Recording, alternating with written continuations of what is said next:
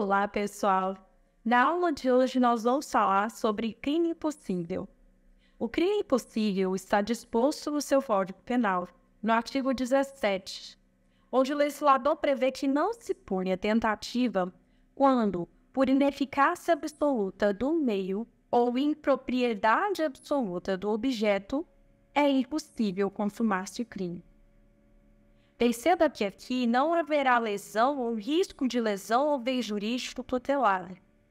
Quando o legislador coloca que nessas hipóteses não se pune a tentativa, ele está tratando de uma causa de exclusão da tipicidade. E, consequentemente, nós vamos chamar essa conduta de conduta atípica. Perceba que, diferente da tentativa, no crime possível, é impossível consumar-se o crime, seja pela ineficácia absoluta do meio ou impropriedade absoluta do objeto. E a consequência disso é que não há lesão ou risco de lesão ou bem jurídico tutelado. Aqui, por mais que o sujeito queira, ele não consegue causar efetivamente qualquer lesão. Por isso, inclusive, que a doutrina chama esse crime de crime oco. É sinônimo de crime impossível ou ainda de tentativa idônea. Também são expressões sinônimas. Por outro lado, na tentativa propriamente dita, perceba que vai haver efetivamente uma lesão ou risco de lesão ao bem jurídico tutelar, que não se confunda por razões alheias à vontade do sujeito e que será punida nos termos do artigo 14 do Código Penal, onde a gente tem a pena do crime consumado reduzida de 1 a 2 terços. Então, é muito interessante fazer esse paralelo para a gente lembrar das expressões sinônimas voltadas ao crime impossível, que inúmeras vezes é chamado, então, não só de crime impossível, mas de crime oco, de tentativa idônea. Todas essas expressões são expressões sinônimas que significam o crime impossível. Adentrando ao artigo 17, as duas hipóteses, portanto, que nós temos de crime impossível são de absoluta impropriedade do objeto ou ineficácia absoluta do meio. E o que vem a ser a ineficácia absoluta do meio, para começar? A ineficácia absoluta do meio é quando o sujeito elege um meio para a prática do delito e esse meio eleito por ele, jamais ele vai conseguir causar qualquer lesão, um risco de lesão, porque é um meio que é absolutamente ineficaz.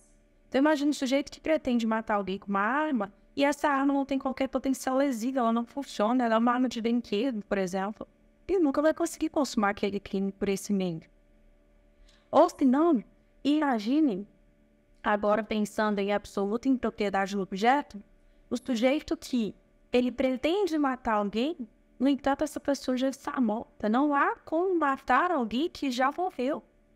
Então, há aqui uma absoluta impropriedade do objeto. Por mais que ele queira, ele não consegue causar qualquer lesão ou risco de lesão, que é o meio jurídico tutelado, que no nosso exemplo do matar alguém seria a vida.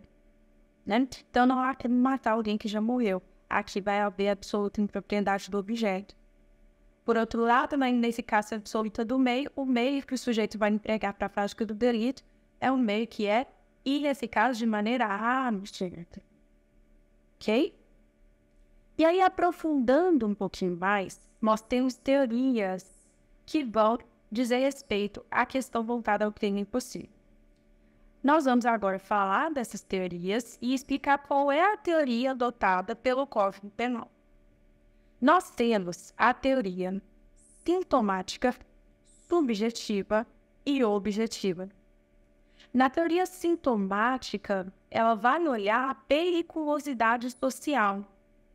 E ela se assemelha às ideias, aos ideais de direito penal do autor, e essa é a razão pela qual ela é tão criticada e rechaçada pela doutrina.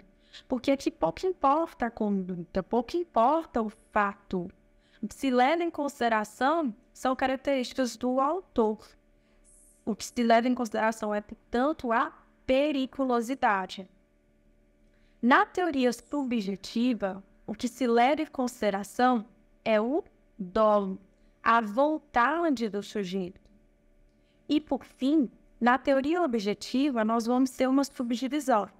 a teoria objetiva, ela não leva em consideração tão somente dolo, mas ela vai ter uma relevância especial na análise do resultado.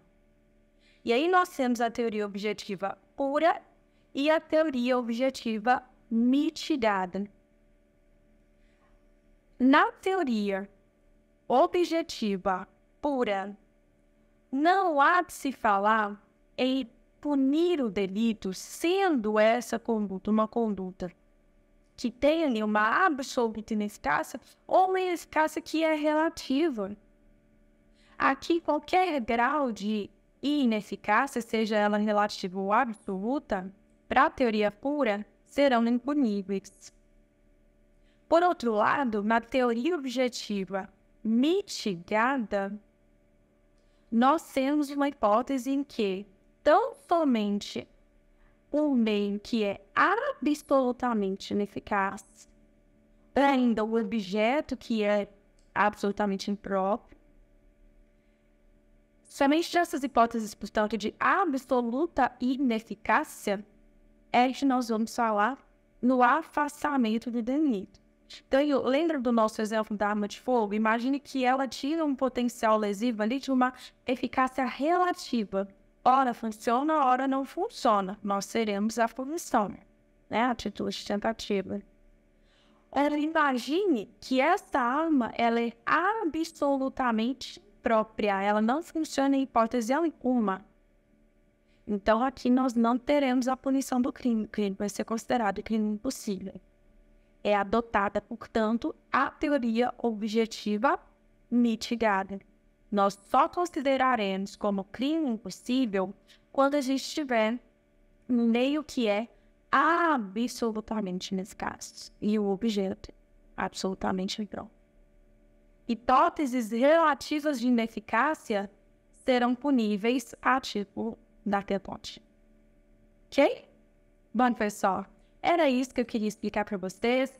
As teorias, o crime impossível, o que ele é, o que o legislador dispõe. Cuidado com expressões sinônimas que possam eventualmente ser cobradas de você em uma prova. Espero que você tenha compreendido e te desejo uma próxima oportunidade. Até mais!